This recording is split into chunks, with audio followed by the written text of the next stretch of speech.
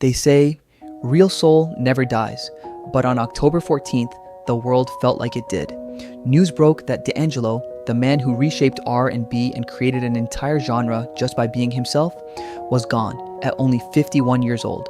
In an instant, social media turned into a memorial. Clips, old performances, lyrics that once healed hearts, all flooding timelines. Because for millions, DAngelo wasn't just a musician, he was the sound of emotion itself.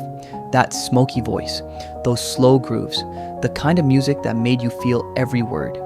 The news hit hard, not just because we lost a legend, but because of how it happened. Few even knew he'd been battling illness. There were whispers about his health, but nothing prepared anyone for this. Within hours, tributes started pouring in from every corner of the industry: Beyonce, Jamie Foxx, Missy Elliott, Lauryn Hill, even President Obama. Each message carried the same heartbreak. The world didn't just lose an artist, it lost a heartbeat of modern soul. And behind all the fame, there was a quiet tragedy, one that made his story even harder to process. Because while the world mourned a legend, one young man was mourning both of his parents. But we'll get to that soon. In the days leading up to his passing, few people knew just how sick DAngelo really was. Behind the quiet, private life he'd built, he was fighting a battle no stage lights could ever hide.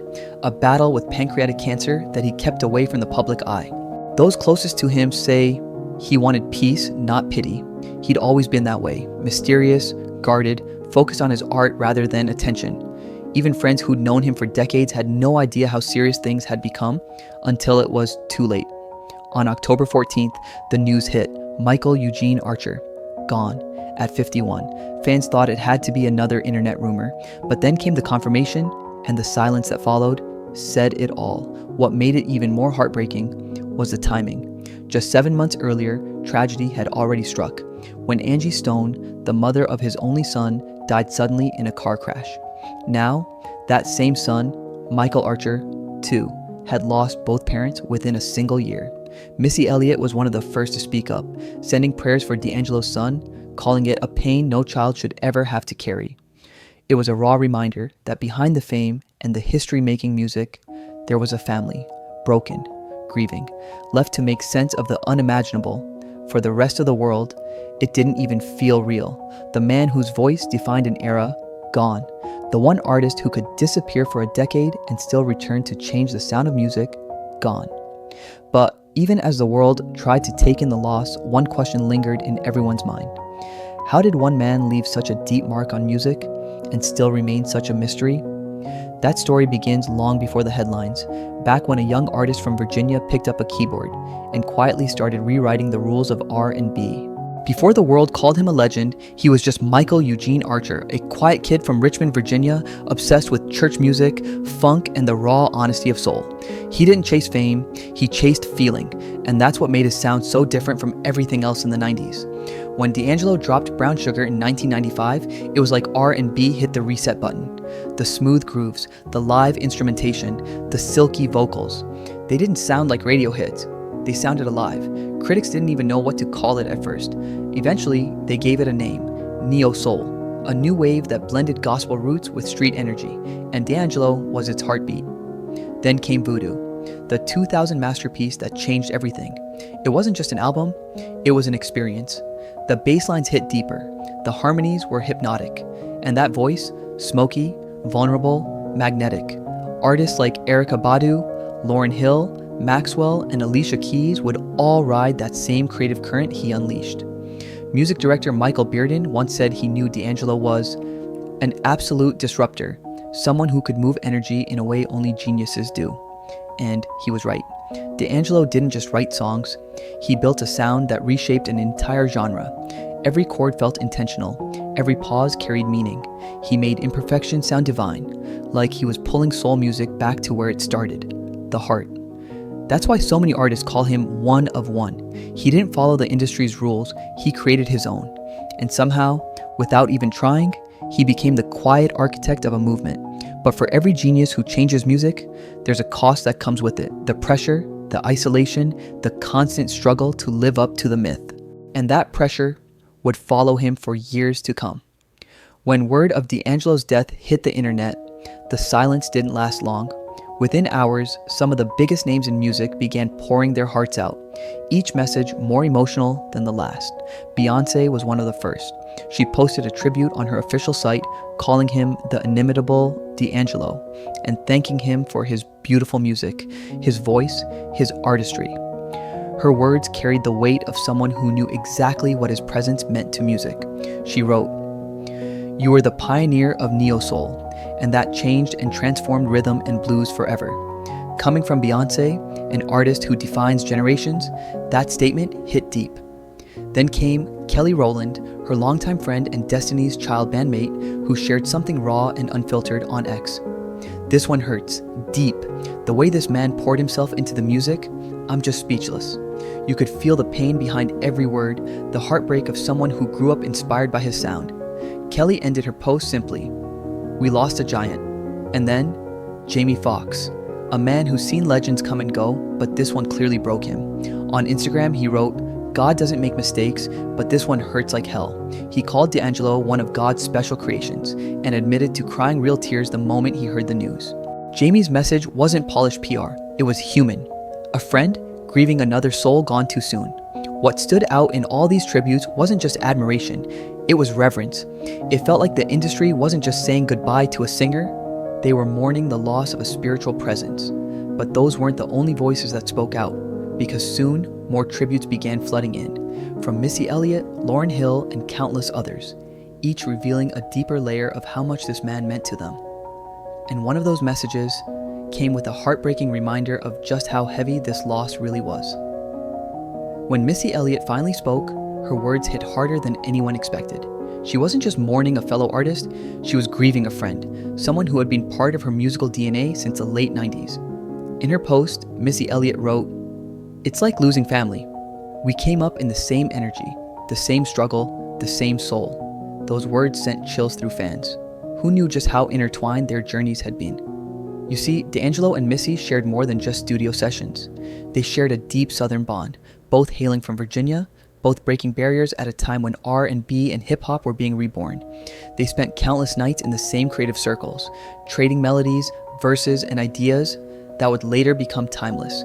But what few people realize is that their families had quietly stayed close for decades.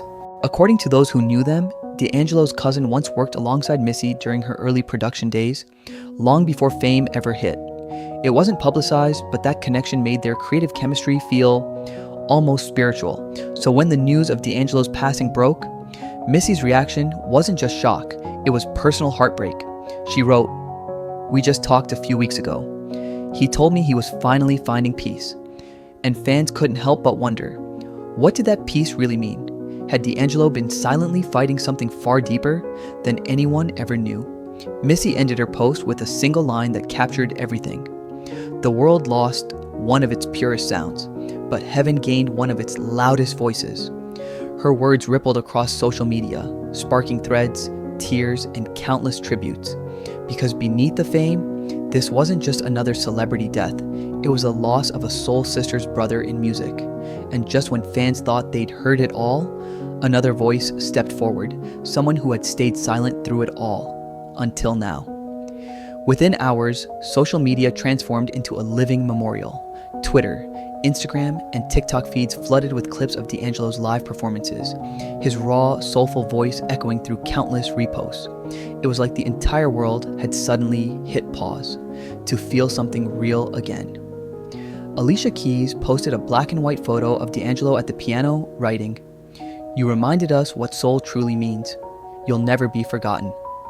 Her comment section became a flood of crying emojis and broken hearts, fans sharing stories about how his music carried them through their darkest nights.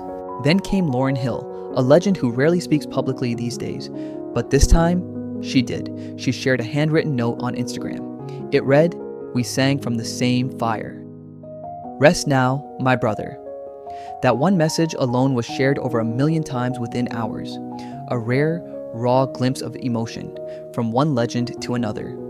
Even artists from today's generation, HERSZA, Anderson.Paak, joined the outpouring. They didn't just call D'Angelo an influence, they called him the reason they ever picked up an instrument. SCA wrote, "The way he made pain sound beautiful, I owe him everything." TikTok exploded with tributes. Fans stitched clips of Untitled, How Does It Feel, with tearful reactions, while others recreated his iconic performances, this time as goodbyes. The hashtag #ThankYouD'Angelo trended worldwide for 2 straight days. And it wasn't just nostalgia, it was reverence. A generation realizing that the man who helped define neo-soul had quietly shaped the soundtrack of their lives. For once, the internet wasn't arguing, wasn't debating, it was united. In grief, in love, in gratitude, for a voice that once made the world stand still. But behind that wave of tributes, one question still lingered, the same one no one could shake off. What really happened in those final days? Because as the tributes kept pouring in, one thing became clear. This wasn't just about the songs, it was about the soul behind them, the man who changed music by feeling more deeply than anyone else dared to. John Legend called D'Angelo an inspiration who redefined what R&B could be. He said Brown Sugar didn't just sound different, it felt different. It gave permission for a new generation of artists to be vulnerable, spiritual, unapologetically real. Then came Justin Timberlake. He shared that hearing Voodoo for the first time changed everything. He said it was the moment he realized R&B could be church and street, sacred and dangerous, all at once. "You took R&B," he wrote, "and put it in all capitals." It wasn't just admiration, it was gratitude. From one artist to another, a thank you to the man who helped him find his own voice. And then, even President Barack Obama spoke out, calling D'Angelo one of a kind, a pioneer who shaped modern soul. It's rare to see a president speak on a musician's passing, but that's the reach D'Angelo had, across generations, across genres, across the world. And then there was JoJo, Tank, Jill Scott, Lauryn Hill, artists who carried the same fire he sparked. They didn't just mourn a legend, they mourned a friend, a teacher, a reminder of what authenticity really costs. Because D'Angelo wasn't chasing charts, wasn't chasing clout. He was chasing truth, and that truth lived in every note he sang, every silence he let linger, every breath that made you feel seen. When legends speak of him now, they don't talk about fame or awards, they talk about presence, about how he made a studio feel sacred, how his music made pain sound holy. And maybe that's the real legacy, not the records, not the accolades, but the echo he left behind in every artist who still believes that soul isn't a genre, it's a calling. Even in silence, his sound remains. D'Angelo's passing left a void no words can fill, but his music still hums quietly beneath the surface of modern soul. Every artist who blends gospel with grit, every R&B track that dares to breathe, that's D'Angelo's fingerprint. He didn't just create songs, he created a language, a way to speak truth through rhythm, pain through melody, and faith through funk. His debut Brown Sugar cracked the door open, then Voodoo kicked it wide, reshaping what soul could mean in the 21st century. And when he returned years later with Black Messiah, it wasn't nostalgia, it was prophecy. A reminder that music isn't about perfection, it's about presence. Today, as the world mourns, streams rise, old videos resurface. You see him on stage, sweat glistening under dim red light, lost in the groove like it was a conversation with God. That's how he wanted to be remembered, not as a celebrity, but as a vessel. And maybe that's why so many of his peers, from Beyonce to Lauryn Hill, still call him one of one. Because he didn't perform for fame, he performed for feeling. And that is something time can't erase. So even though his voice has fallen silent, the echo remains. In studios, in headphones, in the hearts of those who still believe in the power of soul.